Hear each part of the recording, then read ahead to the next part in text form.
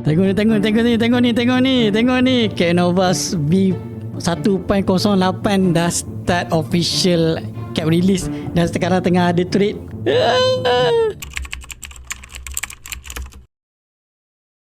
Assalamualaikum semua, selamat datang ke YouTube channel Aizat Arfa. Kita bertemu lagi dalam series Cap Nova. Okay, so hari ni Cap sangat excited ya sebab baru je planning nak record video, tiba-tiba version 1.08 dah ada entry dan sekarang tengah running entry. Ini Cap punya VPS. Kalau sekarang ni kita tengok apa yang buat Cap excited sekarang ni adalah version yang terbaru, dia ada engine trend yang terbaru iaitu Adaptive Engine. So sekarang ni kalau kita tengok dekat sini berapa dia punya bias confident tu, dia ada 99% bias confident. Macam sebelum ni kita macam just detect uptrend downtrend je, dia terlalu general. Tapi sekarang ni dengan version yang terbaru, Cap dah set upkan engine yang terbaru, dia ada main persen pula. Maksudnya kalau tak capai threshold persen tu, walaupun ada setup yang bagus, robot tak akan masuk entry. Sebab tu semalam macam orang tanya kan, Cap mana dah pasang robot Canova ni yang terbaru tapi tak ada entry macam version-version yang lama. Version-version yang lama dia just nak check trend buy dengan sell je. Lepas tu dia mengharapkan kita punya execution strategi. Benda tu Cap perasan kita punya execution strategi kita memang dah cantik dah. Banyak orang komen dalam Telegram. Cuma kadang-kadang kita kalah dekat mana? Kita kalah dekat trend. Cap dah rombak balik semua sistem yang ada dalam Cap Nova version 1.08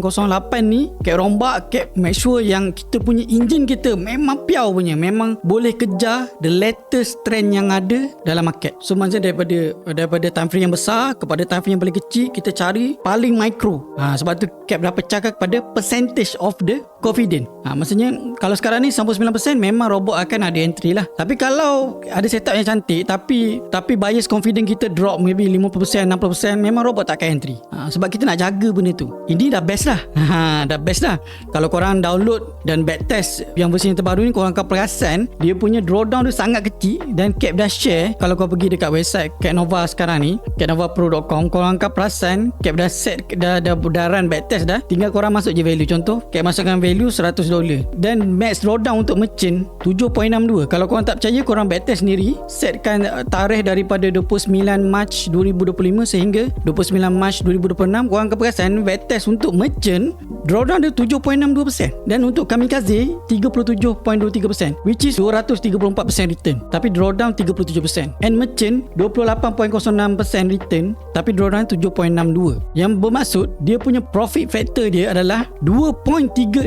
Biasanya robot yang kalau orang jual, Mak Saleh jual kan, kalau dia boleh dapatkan profit factor dia 2.0, diorang dah bangga dah, dan diorang akan jual robot tu memang mahal gila. Sebab pada diorang atas daripada 2.0 is consider is like elite ataupun memang premium version robot. Tapi Cap punya 2.36.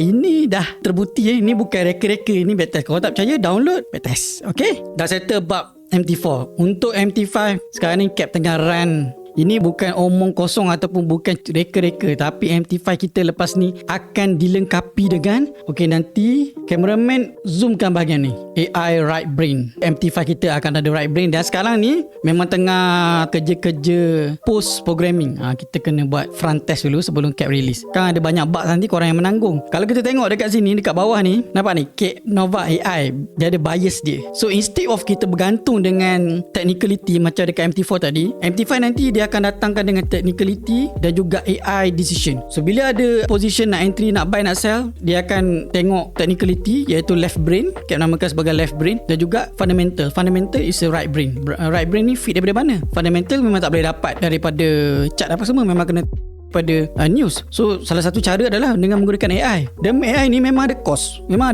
Dia bukan Cap cipta kosong macam ni. Jom Cap tunjuk dekat awak semua. Ini very transparent.